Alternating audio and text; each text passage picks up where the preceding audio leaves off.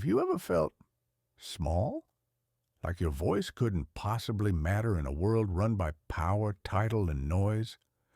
Maybe you're just one person in the background, not the leader, not the star, not the one anyone expects to make a difference.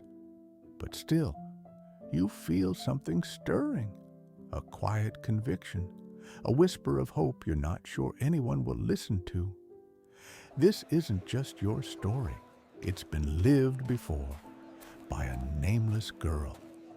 And through her whisper, an empire-shaking miracle began.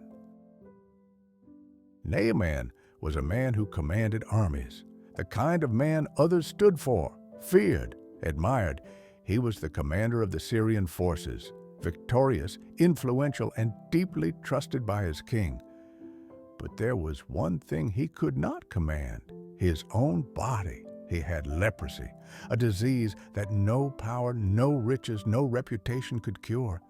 It crept over his skin like a slow sentence, a reminder that even the mighty can be fragile. In Naaman's home lived a young girl, an Israelite, taken from her people during a Syrian raid. She was a servant now, assigned to Naaman's wife. No name is given, no title, just the girl. And yet, she knew something. She knew of a prophet in Samaria, a man of God named Elisha. And one day, with quiet boldness, she said to her mistress, "If only my master would see the prophet who is in Samaria, he would cure him." One sentence, that's all. Not shouted, not demanded, just spoken. And somehow it reached the ears of Naaman, curious, desperate, maybe even skeptical. Naaman went to his king. The king, eager to help, wrote a letter to the king of Israel, and so began the commander's journey. With chariots, gifts, and full entourage, Naaman arrived in Israel, expecting fanfare. Instead, he received discomfort. Elisha didn't even greet him personally. He simply sent a messenger to say, "Go, wash yourself 7 times in the Jordan River. Your flesh will be restored."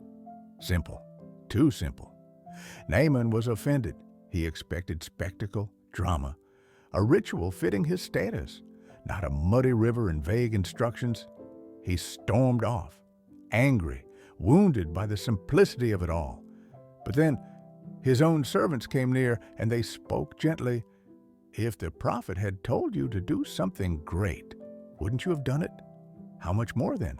When he says, 'Wash and be cleansed'?" That pause, that moment. Naaman listened. He humbled himself, and he walked into the waters, once, twice, 7 times, and on the 7th, his skin was restored like that of a young boy. The leprosy was gone, but something deeper had changed too. He returned to Elisha, not just as a healed man, but as a man who had met the God of Israel, no longer skeptical, no longer proud. He declared, "Now I know there is no God in all the world except in Israel." The little girl never saw the ripple her words would cause, but heaven did, and maybe so will yours.